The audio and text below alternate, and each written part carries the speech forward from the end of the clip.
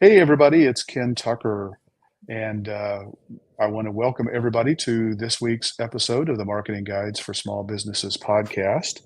Today, I'm joined, as usual, by Paul, Ian, and Jeff. And today, we have a special guest, somebody that we've known for quite a while, and we're really excited to have her on our podcast this week, and that is Nina Radetich. So, Nina is a certified EOS implementer. And for almost 20 years, Nina was one of the most recognizable faces in Las Vegas television, working as a broadcast journalist for both the NBC and ABC affiliates. Now, Nina helps entrepreneurs and their leadership teams solve root problems, lead more effectively, and gain traction through their business, through in their business through proven simple processes and system from EOS. So today, that's what we're going to learn about. Welcome, Nina. We're really excited to have you on board. Thanks. It's great to kind of meld my old world with my new world. Yeah, Because we were all absolutely. part of duct tape marketing together, right? So that was kind of cool. Yeah, and actually, that's a great segue. My first question for you really was, we did all meet through the duct tape marketing consultant network. Gosh, I don't know, Hmm. 5, 6, 7 years ago. I don't remember how long ago Yeah. that's been. Yeah. But I'd love for you to kind of talk about your journey, how you have evolved from the owner of a marketing agency focused on duct tape marketing to what you're doing now. Yeah. And some people even are like, how did you go from TV news to how did that even happen? Right. Oh, Right. yeah, exactly. So, Yeah. so after 20 years in television news, I had my son in 2010, and so my contract for TV news went through 2012, and I knew that in order to be there for him and to be present for him, I wanted flexibility, and I wanted to be able to kind of call my own shots. So I started a marketing agency, and you guys were part of that. Like you were there for all of that, and when you first start a business, you sometimes you gain momentum pretty quick, and I was lucky enough to do that. And then as you start to grow, a lot of unanticipated stuff comes up. And what I was finding was my whole goal for flexibility and being present for my family was not happening. I was mired in just working all the time, trying to figure out how to make this successful. I felt overwhelmed. I didn't feel like I had a grip on my business. So I was lucky enough to get an opportunity to join the leadership team of a local business here in Las Vegas that was running on EOS, also known as the Entrepreneurial Operating System. And when I walked into that business, I remember thinking, where has this system been like my entire working life? Like finally, like a structure, a system, a simple set of tools that allowed great people to just exponentially increase their impact, because this is about harnessing an energy. And so I was really excited about it, and I spent several years in that business. We were running on EOS, and I fell in love with the system. um, and when you've been an entrepreneur and then you kind of jump back into the working world for a little bit because it's right for you and for your family, it's scary then, because you know, now you know what you didn't know before, to jump back into that entrepreneurial realm. But this time I was armed with EOS. So I run my business on EOS. I don't just share it with my clients. I walk the talk. And so because I had fallen in love with it, I was like, I want to bring the transformation that I experienced in that business to other businesses. And that's what brought me to doing this work. So it's been Yeah. really great. Yeah, that's awesome. I mean, it's also great, that I think a lot of people, when they get into the consulting world, they Hmm. sign up for a certification program, but they've never really done it before. And in your case, you actually got to experience EOS. So you Hmm. already have experience as, maybe not fully as an implementer, but before you took Yeah. that leap to get certified as an implementer, you already knew the power of what it could do Hmm. and harness that power. So I think that's really cool and really probably pretty different than a lot of people in the path that they take. Thanks. Yeah, and I do feel like that gives you an edge, right? Because I can speak from experience around, having experienced the system as a user on the other end. And so that gives me some empathy with my clients, right, as they sort of struggle through, because this is a change to the way that you operate your business for the better. in the end. But change is never easy, and sometimes it takes time. So knowing that I have sat where they sit is helpful, I think, in sort of shepherding them along and kind of giving them a glimpse of what's to come, because what's to come is really great, right? You get to this place where you run a better business and you live a better life. I mean, that's what we say at EOS, because the two go hand in hand, right? Like this whole idea of work-life balance. We got to think of it as integration at this point. We got computers in our hands, right? So we've got to That's figure out right. a way to integrate, what we do and our personal lives as well. So, and EOS helps you do that. Yeah. Awesome. Fantastic. Nina, I really appreciate you sharing at least part of your story, because I think the journey is what gives flavor to our Mm-hmm. and the journey is about the experience we bring to the table now. Mm-hmm. Can you explain a little bit more for those of us that don't know what EOS does and how it helps businesses? Can you talk a little bit more about that? Yeah, 100%. And I love talking about the journey. It's fun. Um, so, so EOS at its core is just a simple set of practical tools. So a lot of people are like, is it a software? What is that? So it stands for Entrepreneurial Operating System. It is not a software.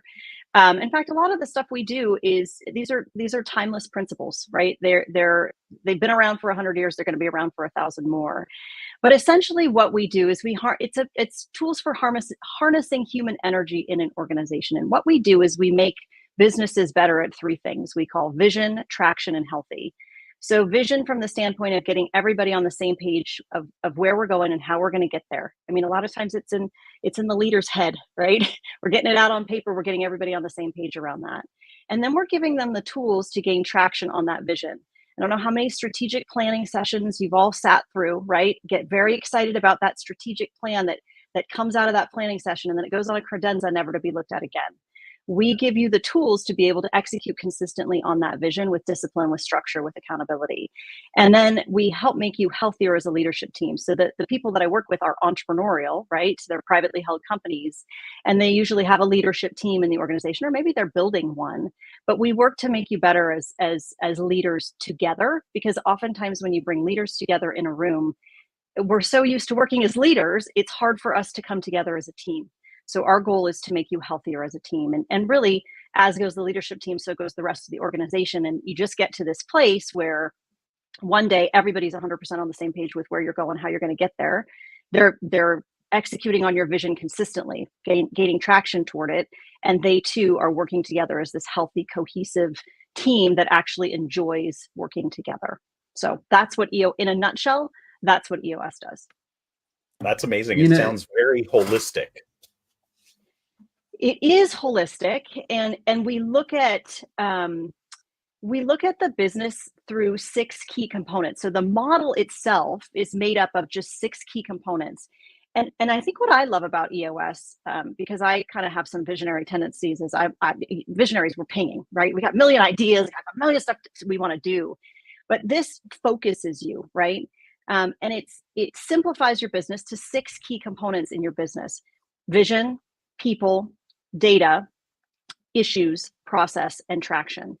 And usually, and those are the 6 key components that make up the EOS model. And usually if there's a problem in business, it's because of weakness in one of those 6 key components.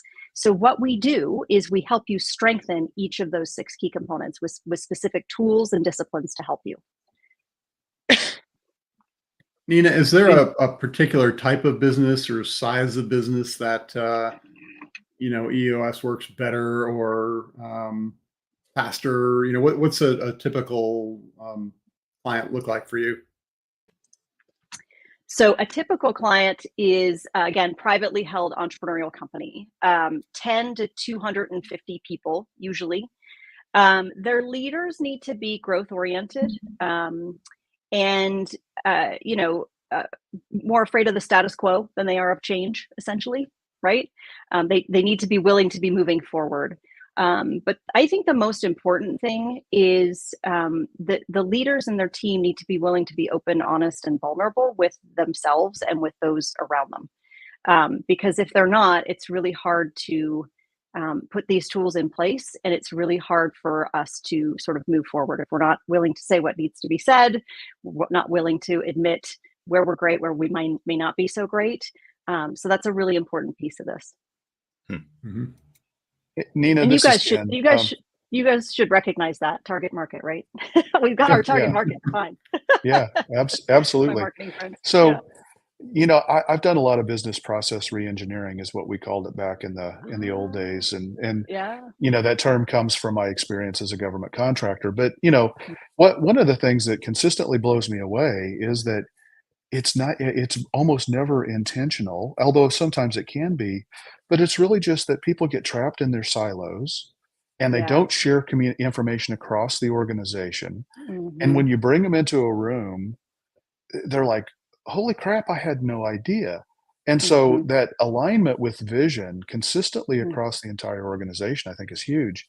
The other thing Hmm. too is, I spent a lot of time as a software engineer, and I worked on large Department of Defense software development projects, and we use this model called the capability maturity model. And again, Uh-huh. I mean, if you don't have things defined, measured, set your metrics, repeatable processes, all of those kinds of things, those are all things that I'm sure EOS, wraps up many of those same concepts from the software world Hmm. that I came from into an Hmm. operating system, for a business. And Hmm. so it just blows me away that, like I said, sometimes it's very intentional. Sometimes people want to hold on to their chunk because they think it makes them irreplaceable. Yeah. And, that heroism can cause real problems for the organization. Just curious how do you deal with that in an EOS approach? So so many things wrapped up in that. And so let me sort of tackle that last piece of it. One of the things that we teach leaders is that if you want the organization to grow, you can't be the thing that holds it back, right? So as your organization grows, part of what you have to do is do what we call let go of the vine, right? You have to learn how to replicate yourself, right? And then start to elevate into your unique ability, which is a Dan Sullivan term for what you love to do and what you're best at. So part of what we do is share that, if you are starting to feel like you're hitting a ceiling in your business, it's likely for one of those reasons, right? You're not simplifying things, you're overcomplicating things in your business, right? You're not delegating and elevating, you're not doing a good job at predicting, right? You're not doing a good job at systemizing your business, you're not doing a good job at structuring your business. So all of that is baked into, like, developing those leadership abilities is baked into the EOS process, because that's what's going to help you continue to grow and break through the ceiling every time you hit it. And it is hard for leaders. I mean, I think the delegation piece is one of the biggest things that people struggle with, right? I'm the only one that can do it. And nobody's going to do it the way that I want it done, right? So, but you're really truly holding the business back if that's sort of your mindset. But understandably, it's not easy to do. It's scary. But sometimes isn't that the case where that is really actually true? And it's really just more not the desire to not delegate, but a lack of training and carving out time to either get the right people in place or to give them the right tools and the opportunity. Sometimes it's hard to give up that delegation, absolutely no doubt. But I think sometimes it's, just because people don't have the training and the support system that they need to be able to succeed so that delegation can be Or, successful. or to your point earlier, Ken, that the process has not been built properly, right? That process has not been built for duplication, right? Right? The process exists in Yeah, somebody's head and it's not down on right. paper. Yeah. So really hard to train when that process is, only in somebody's head. And as a business grows, right, it grows in complexity, but it's our job as leaders to really sort of continue to simplify things. But it's really hard to do that, and again, understandably so. When there's so much swirling around you, you're the founding entrepreneur. All of a sudden, this thing blew up, right? And you start to lose track of the complexity that's been created. But it is your job, and EOS gives you the tools to dumb it down, to simplify things, to adopt an attitude of less is more. Nina, how do businesses first hear about EOS? I mean, how do they come to you? Is it they think there's something out there, they're looking for it, they want to grow, but they don't know how. What's a typical path in your client attraction model? Yeah. So funny because it's kind of all over the place, but most of the time, people are frustrated in their business, right? They're frustrated with something. They're frustrated with people. They're frustrated with lack of profit, right? I'm working so hard and I'm, I don't have much to show for it, right? Or they're frustrated because it feels like, like I was, like the business was running them and they're not truly running the business, right? Or they're frustrated because they have tried everything and they're starting to feel like a flavor of the month leader, right? Like, we're going to try this month, this month. So they're usually frustrated about something. And Gino Wickman, who is the founder of EOS, wrote a book called Traction. And so that book is spread among business owners. I give that out like candy. So if anybody listening on this wants a copy of Traction, just email me because I'll mail it out to you. So people come in that way. We'll do stuff here locally. There are 3 other implementers. I'm in Las Vegas, or there are 3 other implementers. So we will band together and we do events to allow people to understand a little bit more about EOS. A lot of it is just sort of word of mouth, right? Or our sort of networks with people, we're talking to people and kind of letting them know about EOS, and then they come to us. So I do a fair bit of just reaching out to business owners and seeing how things are going in their business, not from a sales standpoint, but just, is there anything I can do to support you, kind of thing. So again, a little bit of awareness around from EOS worldwide, because the system's been around for about 20 years, and sort of a combination of pavement pounding here as well, right? Because we're definitely a relationship based business. This is not it's not a cold calling kind of, reach out. People need to want this. They need to be, I can't want it more than they do. They have to believe that this can help them, and they need to be able to lean into that. If that's not the case, it's not going to work. Mm-hmm. Hey, Nino, how you doing? What's up, Paul? Oh, same thing. He Same thing, always different day. faceless Paul. That's right. How you doing? We need an avatar or a puppet for him. Yeah. I know. Where is your avatar? We don't even have an avatar, Paul. Come on, man. I don't know how to do that. That's actually Paul. When you meet him in person, he's just a circle with a P. That's it. That's all he is. It's a sign over his face. It's funny. So going back to one of your points about they have to want this and the whole delegation thing. I'm actually working with one of our clients right now that they started a business and they didn't think they needed to do this or that or CRM or any kind of marketing automation. And now they're like, oh, we need to do this because we just can't. It's overwhelming to not use those things. But let's go back to the beginning a little bit. How did you find out about EOS and what led you down that path saying, this is what I want to do? Mm-hmm. Yeah. So I was introduced to it in a business that I was part of a leadership team in a business here in Las Vegas, and I was introduced to the system there. We were working with an EOS implementer, and I was actually recruited as part of that business's EOS journey. So, and part of what EOS does is it strengthens the people component in your business. So that business was looking for stronger leaders. They had sort of smoked out that some of their leaders were not the right fit for where they were taking the business moving forward. That's some of the hardest work that we do at EOS, is that people side of the business. And so I had come in and been part of that and got this experience with an implementer. And I got to admit, I was a little bit skeptical at first. I was like, what's this guy doing? You know what I mean? What is this system? And I started to lean in. I had to read the book first. And I remember it being like, oh, it's one of these companies. They make you read books before you come in. Okay. I remember having resistance around it. And I guess I share that because I think a lot of leaders may have resistance around this initially. But once I got in and realized what it was doing for our business, and here's what it was doing. It was keeping me, because I have a problem with focus, right? It was keeping me so laser focused. That was what was so hard about marketing for me. Was there are so many different opportunities and different ways to go with marketing. And you guys know this. I mean, it's like head exploding every day. Marketing changes all the time. And so I was always like, shiny new object. I'm going to go after the shiny new object. And then I would go down a rabbit hole, right? And then it takes you away from that focus in business. EOS, it makes you laser focused, right? You get clarity on where you're going long term, and then you build a plan step by step to get to that long-term vision. And what I started seeing, and what I got so excited about, was incremental progress to large goals. And there's nothing more satisfying than that. Like, there's most people who own businesses are high achieving people, right? People on leadership teams and entrepreneurial organizations, high achieving people.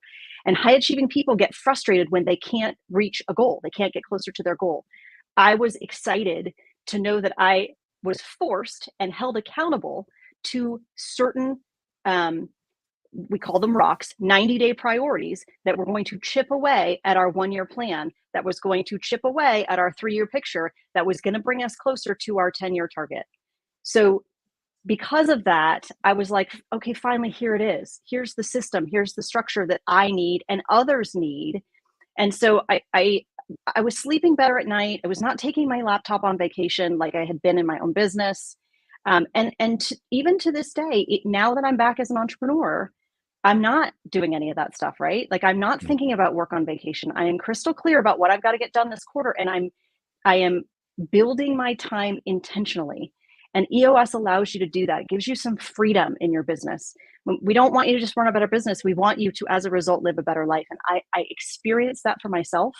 And so it was inspiring for me to be able to take that transformation to other people. And I just worked with a team yesterday. And they're in the construction trade industry, and they've been busy going like for years, and they've built a very successful business. It's really impressive what they've done. They've never been able to take the time to sort of dream the dream and put structure to what that dream is going to look like. So they're now seeing possibility where they were just sort of going along and firefighting every day. Now they're seeing the possibility of what this could be, even just 5 short years from now. And so to me, I don't know if you can tell, I'm really inspired by this work, and I'm so passionate about it because of what it does for people in the end, not just the business, but for people, because I experienced it myself. Yeah, that's awesome. So how in the world do you know what a 5 or a 10-year plan is in this day and age? So we create what's called a 10-year target, but really the 10-year target is just a long range energizing goal. So it doesn't have to be 10 years. It can be 5 to 30 years out, but we want to get clarity on where we're going long term. Now, Ken, I'm not talking like 10 pages about what the organization looks like. It's a simple 1-sentence goal, right? Maybe it's financial freedom for the owner. Maybe it's to build a legacy with your business. Maybe it's to create, the best in your field. Maybe it's to a certain revenue goal, right? It can be quantitative, it can be qualitative, whatever that looks like. But we invite you to dream. And then what we do is we work backwards, right? So we look at, okay, if we're going here in 5 to 10 years, right? What does the company have to look like 3 years from now? So we create what we call a 3-year picture. It's not a big, detailed 3 to 5 year strategic planning document. It's just painting a picture of what the company looks like 3 short years from now. Okay, that's just sort of a part of the journey to get to that bigger 10-year target or 5-year target, whatever you want. And then from there, we create a 1-year plan that kind of feeds up into everything, right? What are the 3 to 7 goals that we've got to get done over the next year in order to set us up to lay the foundation for that 3-year picture, which is laying the foundation for our 10-year target. So we come back to that vision every single quarter. And I think that's the power of EOS. Not to say that it changes every single quarter, right? Because we have to get good at predicting. We have to get good at sticking with what we predicted. But because we are constantly looking at the changes in the landscape, right? What business is moving at the speed of sound right now. So yeah, while it may sound crazy to look 3 years out, 5 years out, The power in doing that is to stay focused on where you are headed long term.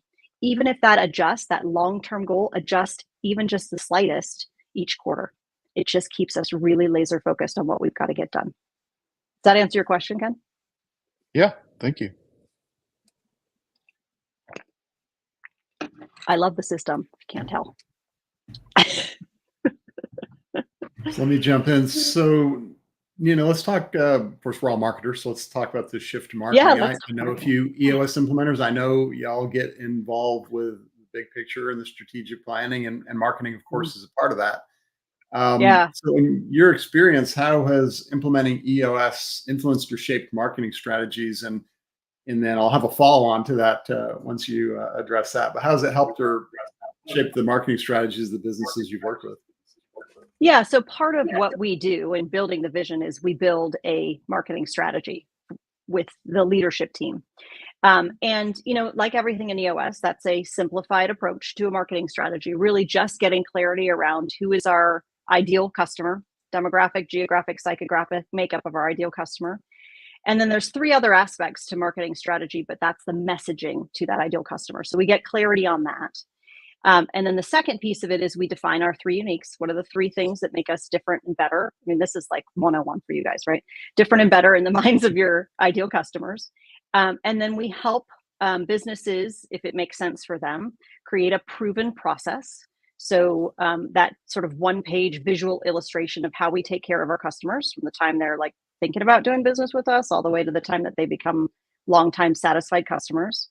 And then if it makes sense for the business, because some businesses it does, some businesses it doesn't, we create a guarantee, right? That will essentially make selling easier, overcome any sort of fear of adoption, right? Because we've got a guarantee in place. And so we get the leadership team all aligned around that, really 4 simple things from the marketing side of things. And what I think this does, and as an ex-marketer, I find that marketing is it's the least understood function in an organization oftentimes. Do you guys agree? Yep. Yeah. So and what Nina, this does, you're never an ex-marketer. It's always in your DNA. It actually is. I know. I spend an inordinate amount of time on social media, which I should not. Like, that is, talk about a distraction. So because marketing, I think, is so misunderstood, what this does is it aligns the team around what that marketing strategy is. So there's clarity. And then when the head of marketing is executing on whatever marketing plan they have, right? Because that's the strategy, whatever plan they have, there are fewer questions because everybody agreed to, this is our ideal client. This is our messaging to them. Now you're going to go execute on that. Now we get it. So I feel like it really reduces that sort of push and pull that happens in a lot of organizations around marketing, if that makes sense. Yeah. So my follow-up is, I know you're very familiar from the Duct Tape Marketing Network with the strategy first concept. Yeah. My Yes. question is how the strategy that you work feeds into the kind of strategy work we do. I think it's very synergistic, but I'd like to get your view on that, how that feeds in and then carries on to, any business that wants to work with a marketing agency, whether it's a duct tape marketing oriented agency or anyone. Just that flow progress from the strategy work you do down into the strategy that an agency might do and then the implementation. Jeff asks the hard questions, huh? Yeah, we give them to him. Yes, the hard one. So, I think what I see is, and I haven't thought much about this, but so I'm gonna just shoot from the hip here. So what I think I see is the marketing strategy that we create, because I was head of marketing in the organization that I was in where I learned about EOS. What I loved was that it encapsulated very simply what the strategy was.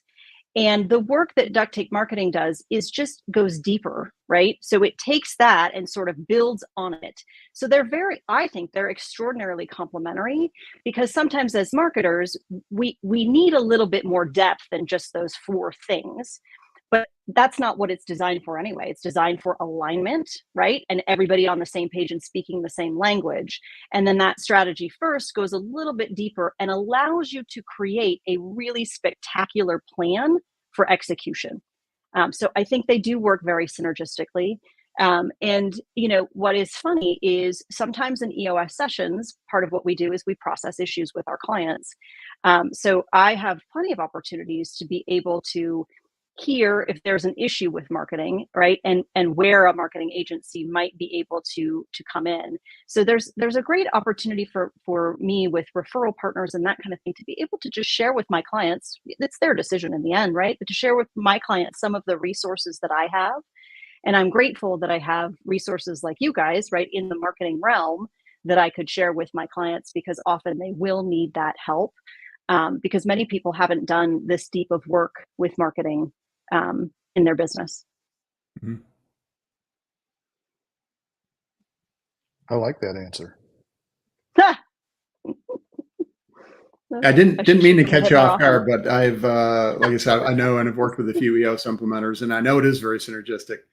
Yeah, I'm 100%. sure, especially with your background, you would see it that way. And you're looking in EOS at the big picture across all organizational strategy and growth, and marketing is a piece of that. So of course you have to look at it, but then it even wouldn't be appropriate to you to go super deep. And exactly what you said, the handoff, the kinds of things we do in strategy first is kind of filling out the rest of the strategy and then building the tactical implementation plan. So yeah, perfect answer.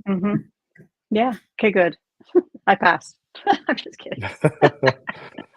So, sometimes those of us who are in the marketing world, we're not always the best at eating our own dog food, so to speak, and following Yes. the processes. And, part of it's, being an entrepreneur, like you said, I mean, sometimes you just get into things so deeply that it's hard, and this because you're an entrepreneur. You can't see the forest for the trees. You can't find a way to take that step back and work on your business instead of in your business. It's really, really hard to make that transition. But I'd love your thoughts on, how can marketing agencies leverage EOS in their own agencies to really make their lives, their agencies better and deliver better results for their clients? So marketing is a discipline, right? You guys are pretty disciplined about what you do on a regular basis, right? I mean, the things that have to happen in the business, you're pretty disciplined, aren't you? I mean, today we're going to tackle, social media content. Tomorrow we're going to tackle, right? Like, so you're pretty disciplined Yeah. about that. It's really Theoretically, I about, mean, my problem no is one's I'm a perfect. random abstract thinker. So, so Yeah. the actual day-to-day implementation stuff is always going to be a challenge for me, and dealing with different personality types or thinking types, I would assume that EOS has got, some really great strategies for that, but I'll let you go ahead and answer the question instead of dealing with my particular strengths or limitations. We can have a side conversation about that, Ken. So, so where I was going with the discipline idea. So in EOS, what we have is a tool that we call the meeting pulse. And when you commit to EOS, you commit to a meeting pulse. And what that meeting pulse looks like is committing to time to work on your business. And it's 2 days annually. So, and that's when you meet with your implementer, 2 days for annual planning. It's 1 day every single quarter. And these are full days. So we meet as an implementer, we meet with our clients 1 day every quarter. And then the clients are meeting with their leadership teams for 90 minutes weekly. And we give them a tool called the Level 10 meeting agenda to be able to execute on those weekly 90-minute meetings. This was a game changer for me and for a lot of my clients. It's weird at first because it's a totally different way of running a meeting, but it is so incredibly effective. And what it does is it eliminates a lot of what I like to call drive-bys, where you're in the middle of something and somebody messages you on Slack because they need an answer right now, right? When really, maybe that could have waited for your weekly meeting. You put it on your issues list and you have a conversation about it on Wednesday instead of Monday, right? So what this meeting agenda does is it focuses you so much and helps you not only look at all of the numbers that are important to the business on the weekly, but also to process any of the issues that are holding you back. And I'm happy to, if you guys have a way to do this, share a level 10 agenda with anybody who's interested in it, because it is so game changing for businesses in how they continue to gain traction, how they increase communication, team health in their organization as well. So for marketing agencies, it is about coming up for air, taking time and committing to that time, right? The same discipline that you put into creating content for your clients, creating a marketing strategy for your clients, apply that same discipline to working on the business. Even if you start with a half day every quarter, right? Even if you start there, because otherwise you're just going to be in the day-to-day, that firefight. You're never taking a minute to look big picture. And some people are like, do you do that? I'm like, yes, I actually do. Like I have a assistant that works in my business, right? I'm not a massive business. I'm a teacher, facilitator, and coach with an assistant. That's it. And maybe some outsourced marketing. That's it. And honestly, we come together every quarter. Now, maybe we don't spend a full day because we're smaller and we don't need that full day. But we do. We take the time. We're committed to that. So this was the game-changing thing for me, is committing to that discipline, because it really is hard. You put it on the calendar and it's movable, right? Because it's just you that you're committed to, right? If you're, unless you have a big team in your marketing agency. But I would argue that it's important to commit to you, because you cannot, otherwise you're not going to know where you're going, and you're going to be in the constant just chasing whatever comes your way, right? You're not being intentional about the action that you're taking in your business. Hey, Nina, something you said about Slack, which is, that's why you don't use Slack.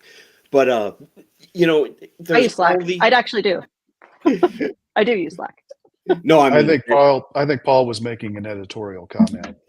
Yeah, don't use Slack. It's a pain in the ass. Okay. But there's all these, when you're talking about communication, there's all these communication channels out there. How do you get people focused on what communication channel to use for what?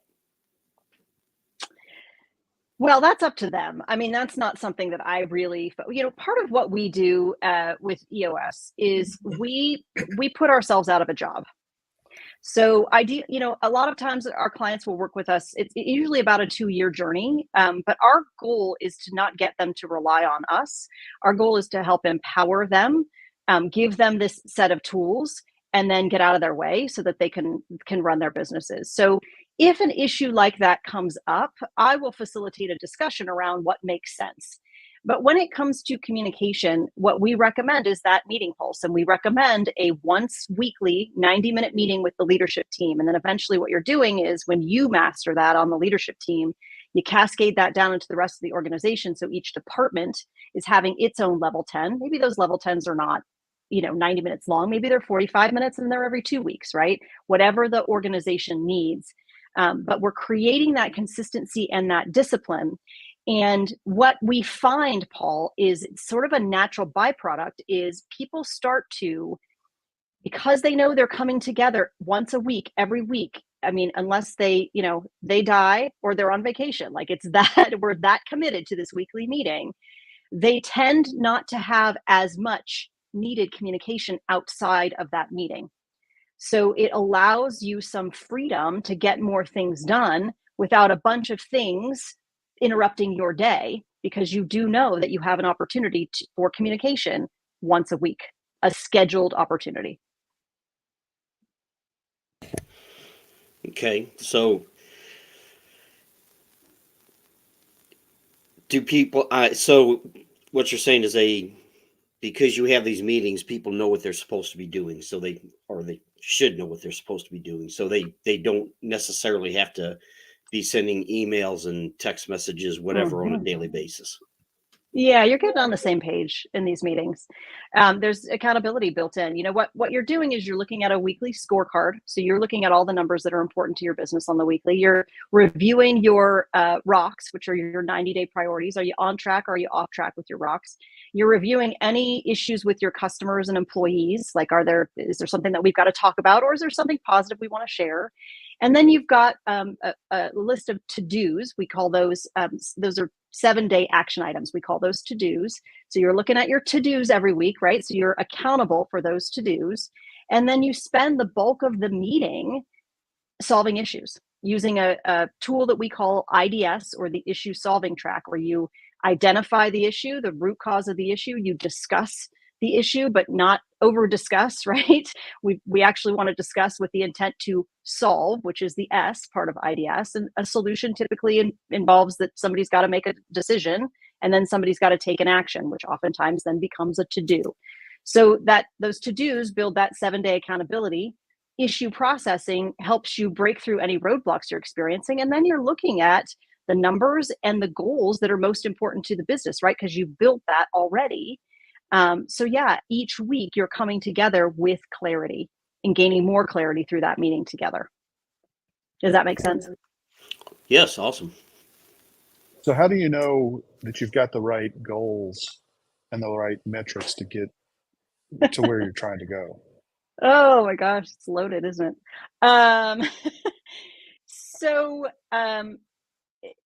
All of this whole entire process is a learning process. And we humans learn best by doing, right? A lot of people do, right? Some people learn best by reading, but a lot of people learn best by doing. So we as EOS implementers will walk you through, what is involved in setting rocks, in setting a 1-year plan. Like we'll help facilitate that conversation. What we find mostly is that people know what needs to be done. People know, what they want to happen in their business, but it's mostly up here. It's just not on paper yet. So the process really helps you get that stuff out on paper. Is it perfect? No, but every quarter we come back together and we learn something, right? So maybe you set 3 to 5 rocks last quarter and you hit 3 of them, but 2 of them you're like, well, I didn't know that I'd have to wait for that, and I wasn't sure, right? So you learn something about rock setting and priority setting every single quarter, and you're building up what we call a predicting muscle, right? You're building your ability to predict in the business through consistently doing it, through that discipline of working on your business. Yeah. So iteration and adaptation. 100%. I love the structure and the intentionality that you talked about, Nina, with the meetings, because having come from the, I think most of us have actually come from the corporate world, but in the corporate world, you often have death by meetings. So, just the intentionality, the structure to ensure that you're not wasting your time and everybody's time, and you're actually purposely talking about what's going to help you achieve those big goals is fantastic. I love it. Yeah. Well, and what's funny is when we tell people, so you're going to do a 90-minute meeting every week, and they're like, oh, what? Like what? So the first few, they're a little bit like, what is happening here, right? So and we give them the structure, and then we tell them, look, it's going to be clunky. Just get in the room and do it. And by the time we get back together for sort of that second time, they're like, we can't imagine doing a meeting any other way, right? Like this is just game changing for us from a communication standpoint, from a structure standpoint. And people then end up, I remember at my level 10, I was like, oh my God, I get to be with my, that's me. I'm a little cheerleader anyway, but I'm like, oh, I get to be with my fellow leaders this week. You know what I mean? Like it was exciting for me, and you gets to be your favorite 90 minutes of the week, truly. For some people, maybe That's just for cool. me. I have a question, but I think Paul was going to ask a follow-up there. Were you, Paul? Oh, no, I was just going to say, the corporate world has 3 meetings to decide whether or not they need to have a meeting. And then you get into the entrepreneurs, and they're like, what? Like Nina just said, we're going to have a meeting every week. I don't have time for that. Right. And everybody gets sucked into the orbit, right? Oh, we need this person. We need that person. Earlier, Nina, you talked about 6 key components of the model. Can you talk a little bit more and share a little bit more about those? You bet. So, and I wish I had something ready. I could pop it up on the screen. But so the vision component is at the top of the model. And again, this is just getting everybody on the same page with where we're going, how we're going to get there, right? And there's a couple of tools that we use to strengthen that vision component, something what we call the 8 questions, which is essentially, what are your core values? What is your core focus? What is your 10-year target? What is your marketing strategy? What is your 3-year picture? What is your 1-year plan? What are your ROC, 90-day priorities? And what are your issues? And we get everybody aligned around the answers to those 8 questions. And we get that vision shared by all in the organization. So not a big detailed strategic planning process, 2 pages, front and back. And we've got a complete vision and a plan. So that's strengthening the vision component. And then the second component is the people component. And this is about defining what makes great people for our unique organization, right? This is about building culture, getting the right people in the right seats. If you've read Jim Collins at all, you're familiar with that.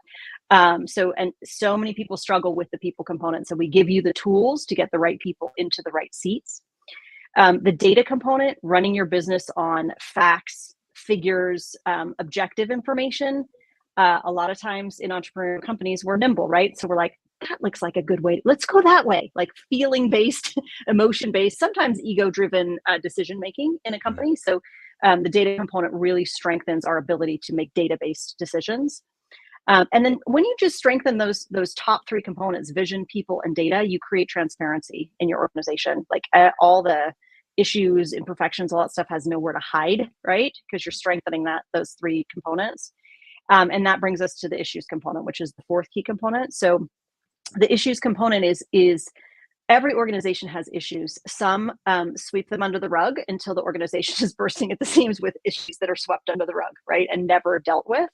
So this is about creating a culture in our organization where we're not afraid to be like, hey, I got a roadblock, or we've got an issue, or we've got something we've got to discuss, right? We're not just pretending like we know everything. And we're together solving those issues to get us closer to the vision. And then the process component, and I know this will resonate with Ken because of the work that he did too, and you guys too, because in marketing, you have to have processes, for heaven's sakes. If you don't, you're in hell, right? It's terrible. So the process component is just making sure that the most important stuff in your business is done the right and best way every single time, so that you're creating consistency, making it easier to manage, and ultimately making it scalable. And then lastly is that traction component. So just bringing that vision down to the ground, executing on it day in, day out with discipline, with accountability, so that every day we're getting closer to our vision. Because Gino Wickman likes to say that vision without traction is hallucination. So dream on.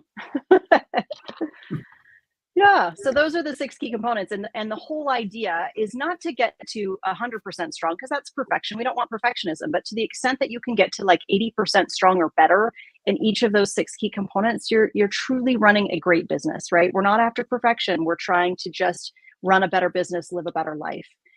So our goal is to help our clients get to 80% strong or better. And all of my overachieving A students are like, we want 100%. Like, I know you do. But it's going to feel better even if you get closer to 80. So calm down. Yeah. As a recovering perfectionist, I know that perfection is the enemy of done, right? It sure is. It's the enemy of progress. The enemy of anything. Yeah. Yeah, no, I feel you on the perfection, because I get stuck in it all the time and coach people out of it too. But yeah. So Nina, you mentioned scorecards earlier, and EOS uses scorecards. So I get first, what is a scorecard as it relates to EOS, and how can a business develop marketing specific scorecards to measure the effectiveness of what they're doing, their campaigns or strategies, whatever? Yeah, so the marketing scorecard is an interesting one, and I'll see if I can give you some insight on that. But I'll just kind of back up a sec. So the scorecard in EOS is just sort of a different way of looking at data in your business. It is a weekly scorecard, 5 to 15 numbers that give you a true pulse on your business. It's not, we're not looking at budget, P&L. Those are lagging indicators. These are 5 to 15 numbers that I always tell people foretell results. So they are leading indicators, right? They tell us that we're on track to getting what we want done. And the idea here with the scorecard is for us to be, on a beach somewhere and be able to look, have the have no internet and no cell service and have the waiter or waitress deliver us an 8.5 by 11 piece of paper that tells us everything that we need to know about our business, right? So that we have the peace of mind to know that the right actions are being taken this week to get us closer to our long-term goals. So we as EOS implementers will walk you through building that scorecard, but it is about thinking through the things that bring you the most results. So, sometimes people will say, oh, I want to look at weekly revenue. Well, can you what impacts weekly revenue? Like, let's back into that. What are the things that impact weekly revenue? Because once weekly revenue is here, it's already here, right? We need to back into that and decide, is it client meetings? Is it proposals? Is it what is it that's going to impact that? And those are the types of numbers that we end up putting on the scorecard that give people a true pulse. So we have a leadership level scorecard that tells the leaders of an organization exactly what they need to know about the business. And then what we encourage people to do is cascade that scorecarding discipline down into the rest of the organization so that each department has its own departmental level scorecard. So like on the marketing side of things, I was head of marketing and development for the business that I was in here. And so we were constantly looking at things like meetings, right? Like, so we were looking at more external facing things. You guys, I would imagine, are looking at sort of the performance of digital campaigns and that kind of thing. So building a marketing scorecard is going to be, it's going to be unique for every business that you are in. And I think the hardest part about building a marketing scorecard is that just so much that you measure, right? You guys have so many numbers that you can look at. Trying to whittle that down, like that's the challenge. Whittle that down to what are the most important numbers that tell us if we're on track to hitting our goals. So while I can't tell you what specifically to put on a marketing scorecard, I would say, as you kind of think through this, how do you whittle this down to the most important numbers that give you a true picture of what's happening in the business? It's not an easy thing to do. And I always struggled with that in my own business. Do you guys struggle with that in your business when it comes to figuring out what dashboard to use, what numbers to share with clients? Like, that's hard, right? It is. And there are so many metrics that are really vanity metrics that people want to naturally gravitate toward because it's like they feel good, right? So it's like, oh, look at all these people who just liked this post on Facebook. And it's like, okay, big deal. How much revenue did that drive? How many phone calls did you get? And so and I think a lot of people get seduced by that. There's so much bad information out there from, people who are trying to sell their various spin or their various tool sets. And they really are tool vendors. They're not solution providers. And, at the end of the day, ultimately it's, how many phone calls did you get? How many contact forms were submitted? What's your close ratio? Are you getting customers to repeat buy? It's not about, oh, great, I had 10 keywords ranking on the first page this month. That's going to change. I guarantee you that's going to change. We do not live in a static world. Yeah. And so I was going to say, it's also difficult because when you're presenting data to clients, if you don't know how to interpret that data, you can get the wrong impression. Yeah, it's about telling the right story with the data, right? Exactly.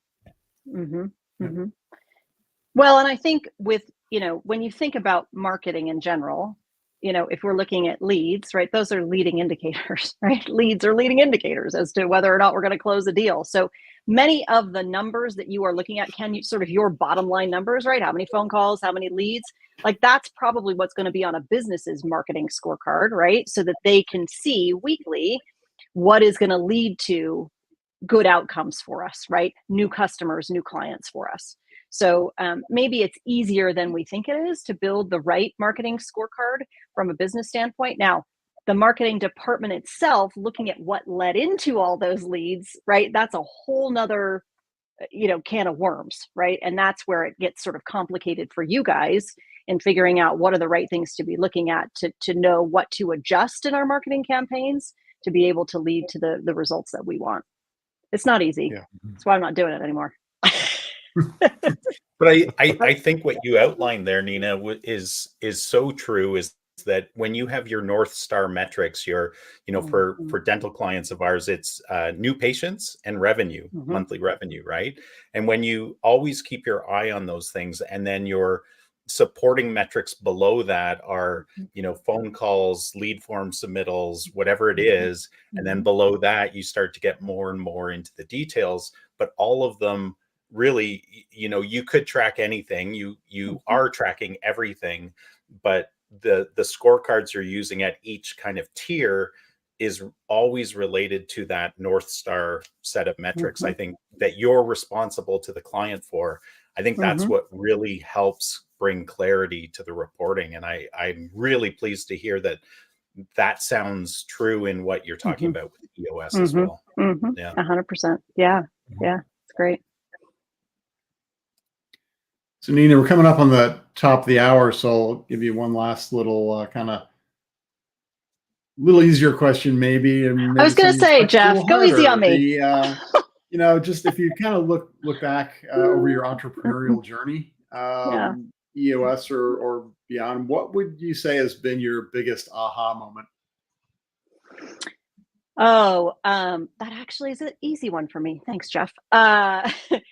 So my biggest aha, and this is going to sound a little woo-woo and probably kumbaya for some people, but my biggest aha has been to surrender and allow, as opposed to drive.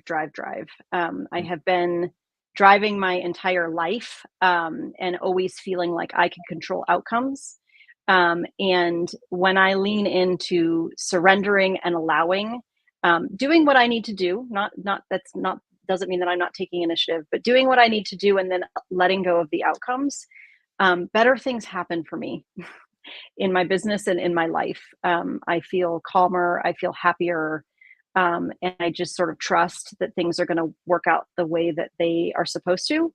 I wish that I knew that in the beginning of my entrepreneurial journey, but I don't know that I would have been ready for the lesson.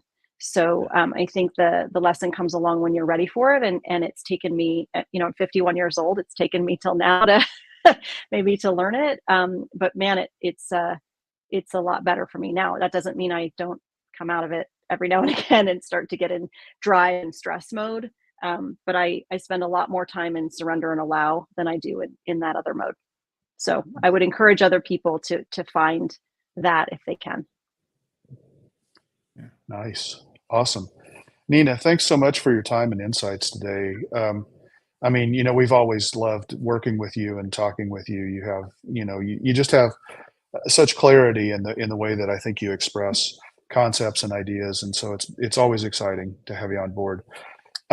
What advice do you have for businesses that are looking to implement EOS? And also, what's the best way for our audience to learn more about you and maybe how you could help them implement EOS? Awesome. Thanks, Ken. So I think the best way, EOS implementers, we always, we will sit with you for 90 minutes. We'll walk you through the system and learn a little bit about your business. We can learn about each other. It's kind of a discovery meeting.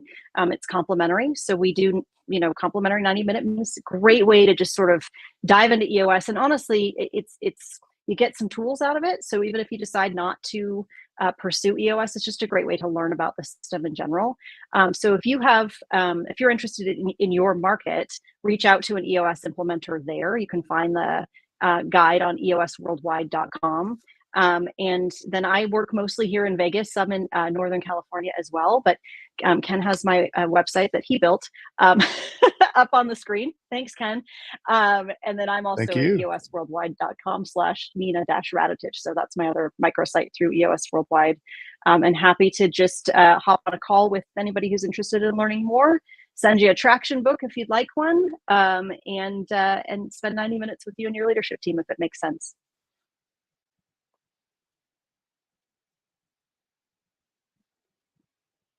Fantastic. Sorry, I didn't know if you were going to end with anything there, Ken, but I will jump in.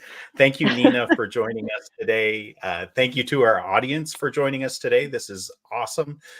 If you follow us, if you come and listen to our podcast regularly, please leave a review. That's very helpful for us getting more exposure. And if you have a topic that you'd like us to cover, please send it to us. We would love to cover topics that you're most interested in. We'll explore those. And please check out Nina and her information. And Nina, this topic was fantastic. I think it elevated the discussion that we as business owners always need to be talking about. So thank you so much for joining us. Thank you to Ken, Paul, and Jeff for joining us today. And until next week, folks, keep calm and mark it on.